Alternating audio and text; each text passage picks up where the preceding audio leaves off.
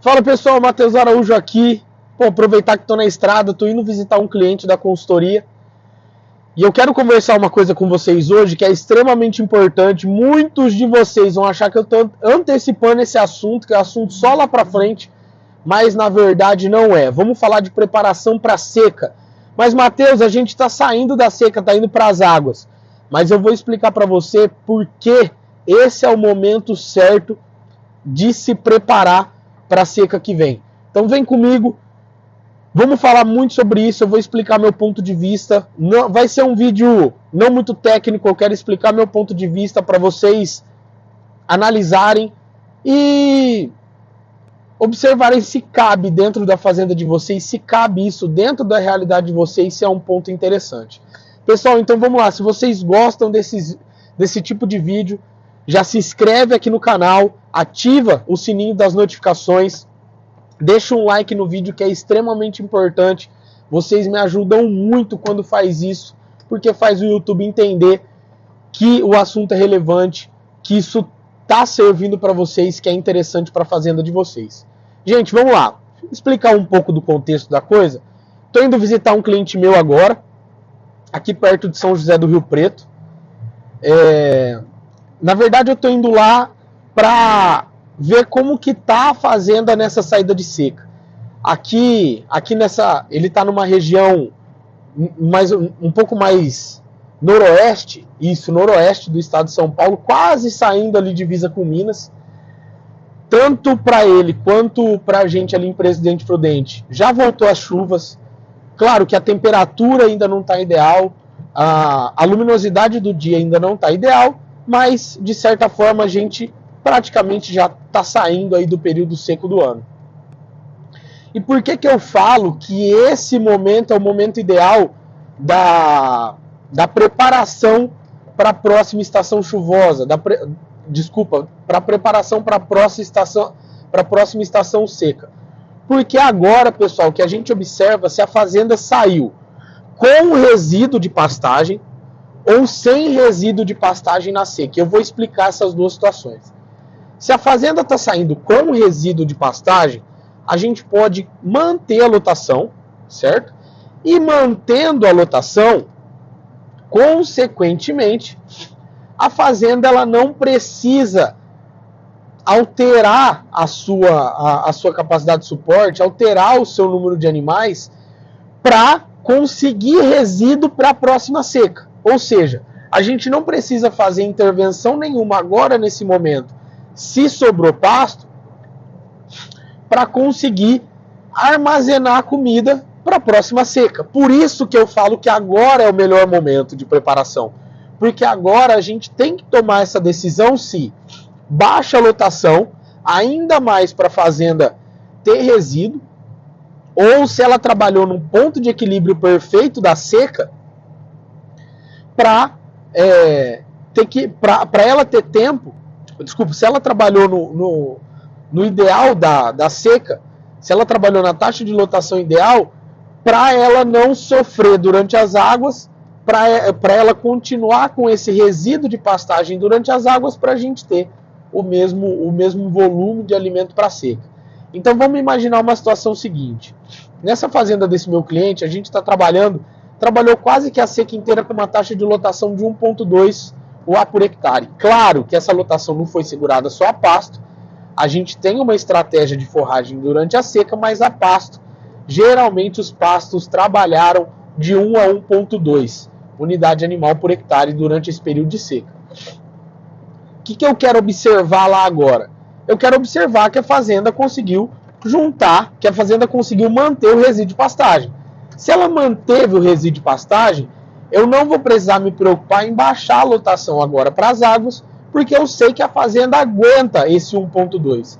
E se ela aguenta esse 1,2, ela vai conseguir se manter bem durante o período de águas e ela vai entrar no período seco com o mesmo resíduo que ela entrou esse ano, aguentando a mesma taxa de lotação.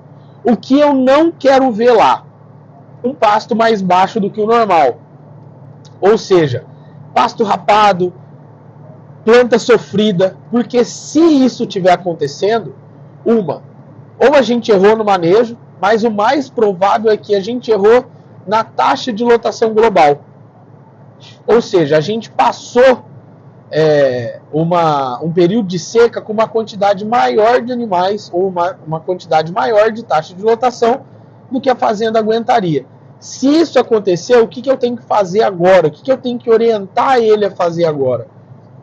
E diminuindo conforme dê a taxa de lotação, para a gente ter um período, no período de águas, para a gente ter um tempo dentro da estação chuvosa que faça a fazenda armazenar comida.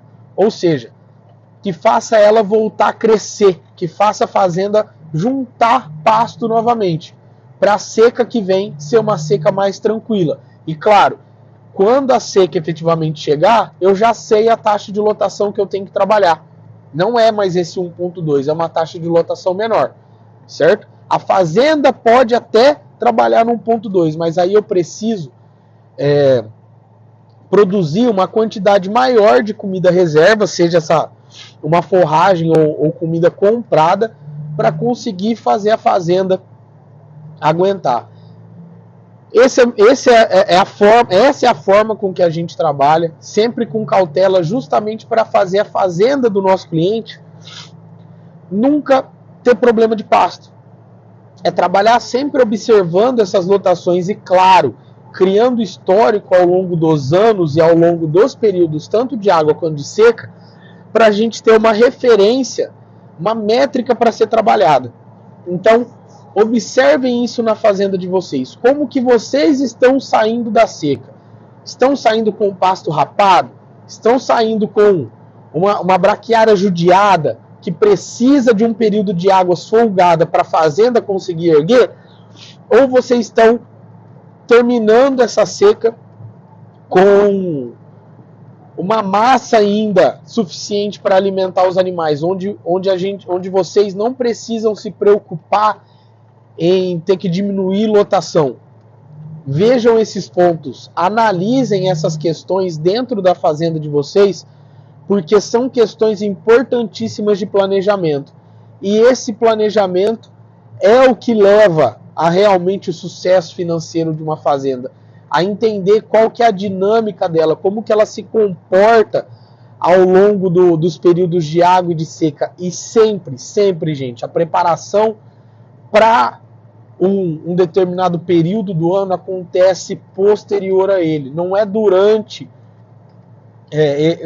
a ocorrência dele ou até mesmo no período anterior. Eu não me preparo para a seca quando a seca está chegando, eu me preparo para a seca quando a seca anterior está acabando. E para o período chuvoso é a mesma coisa. Eu não vou ter um bom período chuvoso, uma boa colheita do meu capim, ou alcançando a máxima produtividade da minha fazenda durante o período de águas, se eu judiei dela da seca, porque eu vou ter que comer um bom período do tempo de chuva para fazer a fazenda erguer. E isso gera, no final das contas, uma produção de carne, ou de bezerro, ou de leite, inferior àquilo que a gente conseguiria produzir. Então, observem todos esses pontos dentro da fazenda de vocês e analisem como vocês estão saindo do período seco. Esse ponto é importantíssimo. A saída do período seco do ano, ela é um dos pontos mais importantes dentro de um ano pecuário. Até mesmo se a gente for contar um ano pecuário de agosto a agosto, é o começo do ano. Então, se você começa o ano mal, a sua chance de acabar o ano mal também é muito importante. Se vocês discordam, se vocês concordam, lotem aí o espaço de comentários. Eu quero trocar uma ideia sincera com vocês sobre isso, porque na verdade essa é uma conduta nossa dentro dos nossos clientes que vem dando muito certo. Eu quero saber de vocês, se vocês fazem isso, se vocês não fazem isso, qual é a opinião de vocês sobre isso. Então, lotem aí o espaço para comentários e vamos trocar uma ideia. Beleza? Se vocês gostaram do vídeo mais uma vez, deixem um like aqui, que é importantíssimo para o YouTube mandar esse conteúdo para mais pessoas. Curtam o vídeo, compartilha, se inscreve no canal, que é muito importante para a gente manter o trabalho sempre constante aqui para vocês, levando informação de qualidade. Valeu, galera. Até mais, até o próximo vídeo.